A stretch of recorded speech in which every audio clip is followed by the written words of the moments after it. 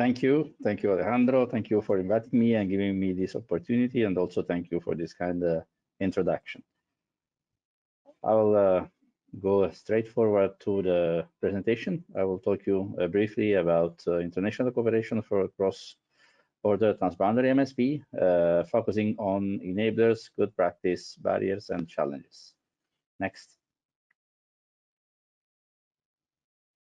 MSP, why MSP is a priority? MSP is a priority, especially transboundary MSP, to limit conflict between different sectors, to encourage investment by ensuring predictability, transparency, and cleared standards, to enhance coordination among administration in individual countries, different rules, laws, and to increase cross-border cooperation between EU countries, and to protect environment. I will focus on this last point that from my point of view is the most important one and should be the driver of all the process. Next. MSP will drive, let's say, a single sector planning like maritime transport, renewable energy, fisheries, aquaculture, oil and gas, and all the other that you can see in this cartoon into a common process in order to then coordinate and collaborate with blue growth and enhance blue growth develop pillars like environmental pillars, economic pillars, and social pillars, and at the end develop tools, common tools for MSP, marine knowledge, and planification in spatial planning. Next.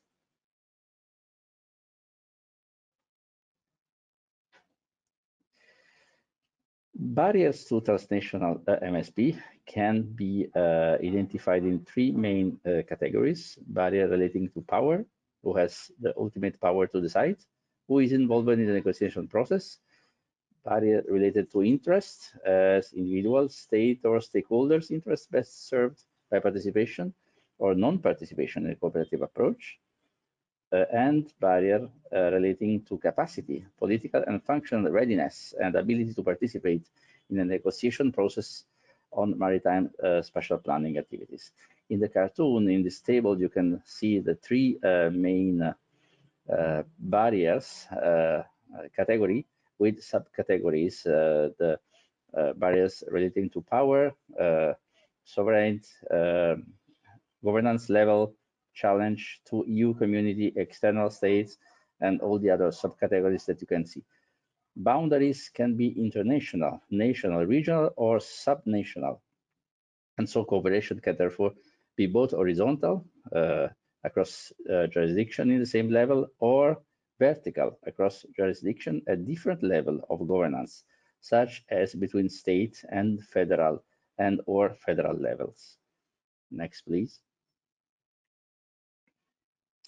The enablers that are playing in this game, the idea of a common MSP framework has materialized through the adoption of EU MSP directive, which require member states to develop maritime spatial plans by next year and establish a set of minimum requirements for such MSP, including strengthening coherence and collaboration between countries. The main enablers and good practice in transboundary MSP can be they are listed in the Maritime Spatial Planning Directive. In this point, enhance role of existing transboundary networks, develop stronger participatory processes and tools, enhance convergence between policy and legislative arrangement, develop transboundary data and information, and establish clear joint objectives. Next, please. So the good practice supporting transboundary MSP. Some years ago, good practices for every transboundary MSP were identified in 6 main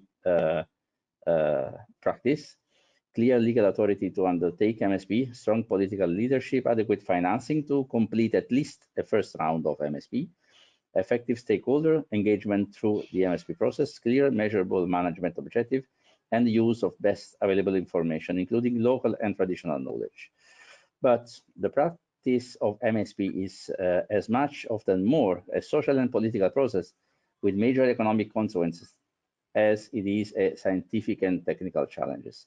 This conclusion leads to the realization that most MSP initiatives are primarily, that should be primarily, political processes, and that the usual limiting factor to MSP effectiveness, let's say, is the capacity to practice the ecosystem approach by integrating the ecosystem approach in political process and social process. Next, please. Given this context, good practice can be rephrased like in this slide.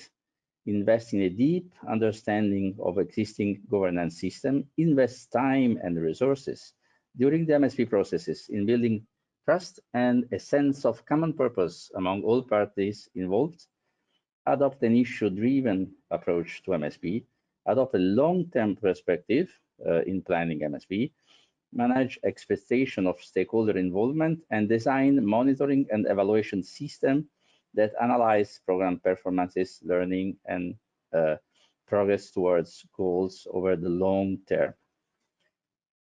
Next, please.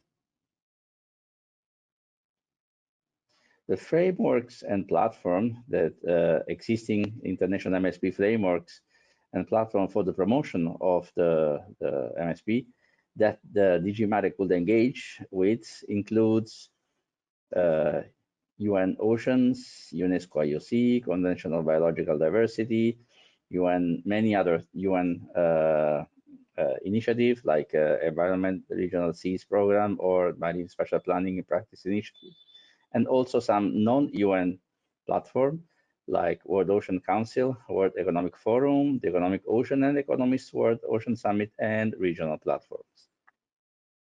Next, please. So at the end, given what we have summarized in the other slides, the good practice can be reorganized like they were presented in a very recent paper that you can find on the slides. In this main 8, establish a coordination body respected by relevant MSP stakeholder, establish a framework for facilitating transboundary dialogue and discussion among relevant MSP stakeholders, facilitate learning about different MSP governance planning system, adopt fit for purpose approach for stakeholder engagement, tools to facilitate transparent data sharing, identify conflict and synergies across boundaries and sectors, and establish clear joint objectives, adopt an issue-driven approach and long-term perspective, and create a common understanding for key concepts and approaches. Next, please.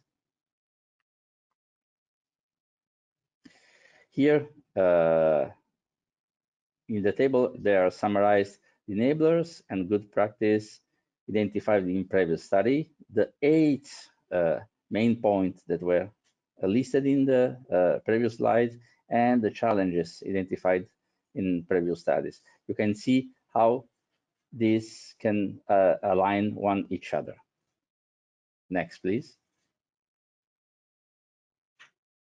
So in conclusion, most MSP initiatives are primarily political process, and that the usual limiting factor to effective MSP is the capacity to practice the ecosystem approach. Then it's really important to address the priorities and challenges that lie ahead a given marine area. Data are a key factor, including local and traditional knowledge. Boundary can be vertical or horizontal, and we must keep in mind and identify different situations. Harmonization between land and sea planning is another challenge to face in order to facilitate coastal and marine spatial planning. Next, please. So, at the end, the key message that I want to give you is that MSP, and especially transboundaries MSP, needs to align political needs, goals, dynamics, and timescale with biological needs, goals, dynamics, and timescale. And we all know that biological the biology is regulated by completely different rules, dynamics, and especially time scale in comparison to the political one. So what really is a tricky point for MSP is to find the balancing at the dialogue and trying to align these two categories. Next, please.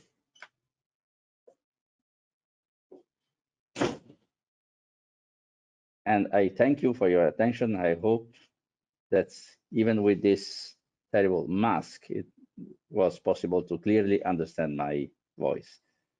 Thank you.